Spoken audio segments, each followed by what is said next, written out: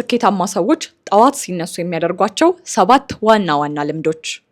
ሰላም ጓደኞቼ፣ ዛሬ ሁላችንም በውስጣችን የምንጋራው ነገር ግን ብዙ ጊዜ መልስ የማናገኝለት አንድ ትልቅ ጥያቄ አለ። እስቲ ራሳችሁን ጠይቁ። ለምንድነው አንዳንድ ቀናት ገና ከእንቅልፋችን ስንነሳ ድብርት የሚሰማን? ለምንድነው ገና ቀኑ ሳይጀምር የድካም ስሜት የሚጫጫነን? ለምንድነው ቀኑን ሙሉ ትኩረት አጥተን ተረብሸን የምንውለው? ብዙዎቻችን ቀናችን የሚበላሸው ገና ካልጋችን ሳንወጣ እንደሆነ ታውቃላችሁ? አዎ፣ አይናችንን እንደገለጥን ገና አእምሯችን ሳይነቃ ስልካችንን አንስተን ሶሻል ሚዲያ ውስጥ የምንሰምጥ ከሆነ ያንን ውድ የጠዋት ጉልበታችንን ለሌሎች ሰዎች ቁጥጥር አሳልፈን ሰጥተናል ማለት ነው። የሌላውን ሰው ዜና፣ የሌላውን ሰው ፎቶ ወይም የሌላውን ሰው አስተያየት በማየት አእምሯችንን በጭንቀትና በማነጻጸር እንሞላዋለን። ነገር ግን ስኬታማ ሰዎች፣ የዓለማችን ተጽዕኖ ፈጣሪዎችና ደስተኛ የሚባሉ ሰዎች አንድ ትልቅ ሚስጥር አላቸው። እሱም ጠዋታቸውን ይቆጣጠራሉ። ጠዋትህን ከተቆጣጠርክ ቀኑን ትቆጣጠራለህ። ቀኑን ከተቆጣጠርክ ደግሞ ህይወትን ትቆጣጠራለህ። ጠዋት ላይ የምታደርጋቸው ትናንሽ ነገሮች ለቀሪው 16 ሰዓት ምን አይነት ስሜት እንደሚኖር ይወስናሉ። ቀኑን ሙሉ ንቁ፣ ደስተኛና በማንኛውም ስራ ላይ ውጤታማ እንድትሆን የሚያደርጉ 7 ሳይንሳዊ የጠዋት ተግባራትን በዝርዝር እናያለን። እነዚህ ተግባራት ዝም ብለው ለማድረግ ያህል የሚደረጉ አይደሉም። አንዳንዱ ተግባር አእምሯችንን፣ ሆርሞናችንንና የነርቭ ስርዓታችንን ለስኬት ዝግጁ የሚያደርጉ ሳይንሳዊ መሳሪያዎች ናቸው። ወጣትነት ትልቅ ጉልበት ነው። ወጣትነት የማይመለስ ውድ ጊዜ ነው። ይህንን ወርቃማ ጊዜያችሁን በድብርት፣ በሰነፍ ስሜትና በግራ መጋባት እንድታሳልፉ አልፈልግም። ይልቁንም ንቁ፣ ዓላማ ያላችሁና በህይወታችሁ ላይ ሙሉ ስልጣን ያላችሁ እንድትሆኑ ይህ ቪዲዮ ቁልፍ መመሪያችሁ ይሆናል። አንደኛ፣ የውሃና የሰውነት ድርቀትን መከላከል። ጓደኞቼ፣ ብዙዎቻችን ጠዋት ስንነሳ የመጀመሪያው ፍላጎታችን የቡና ሽታ ነው። ነገር ግን አእምሯችሁ የሚጮኸው ለውሃ ነው። ለምን መሰላችሁ? ለ7 ወይም ለ8 ሰዓታት ስንተኛ ሰውነታችን አንድም ጠብታ ውሃ አያገኝም።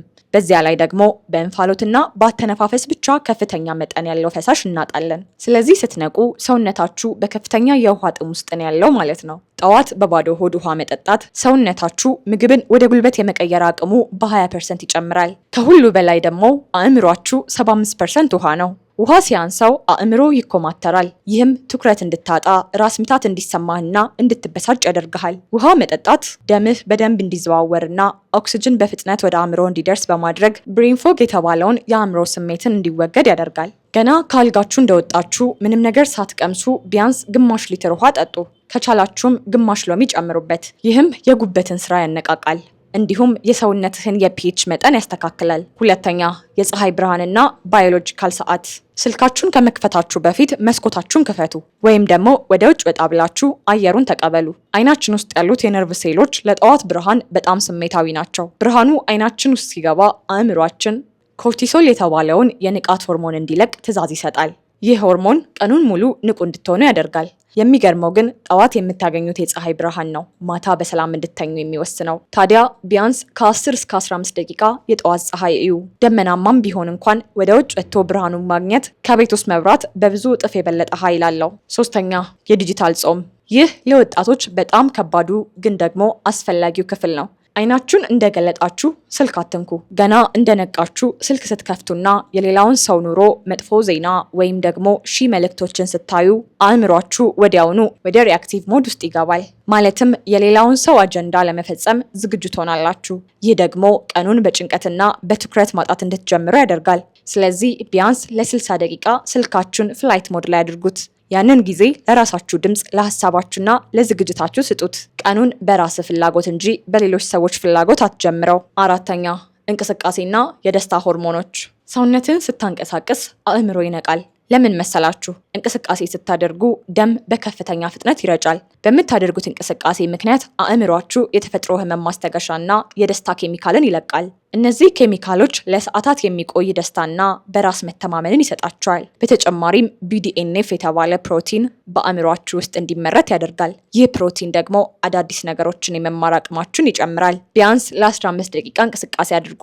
የግድ ጂም መሄድ አያስፈልግም። ጥቂት ፑሻፕ፣ የሰውነት መለጠጥ ወይም ስትሬቺንግ፣ በተጨማሪም ፈጣን የእግር ጉዞ ብቻ ቀኑን በድል እንድትጀምሩ ያደርጋቸዋል። አምስተኛ፣ ቀዝቃዛ ሻወር። ይህ ተግባር አእምሮን ሾክ በማድረግ ከፍተኛ ንቃት ይሰጣል። መጀመሪያ ላይ ሊያስፈራ ይችላል፣ ግን ጥቅሙ ወደር የለውም። ቀዝቃዛ ውሃ በሰውነታችን ላይ ሲያርፍ የነርቭ ስርዓታችን ይነቃል። በዚህ ሰዓት አእምሯችን የትኩረት ሆርሞንን በከፍተኛ ሁኔታ ያመነጫል። ይህ ሆርሞን ለሰዓታት የሚቆይ ከፍተኛ ትኩረት ይሰጣቸዋል። እንዲሁም የሰውነትን በሽታ የመከላከል አቅም ይጨምራል።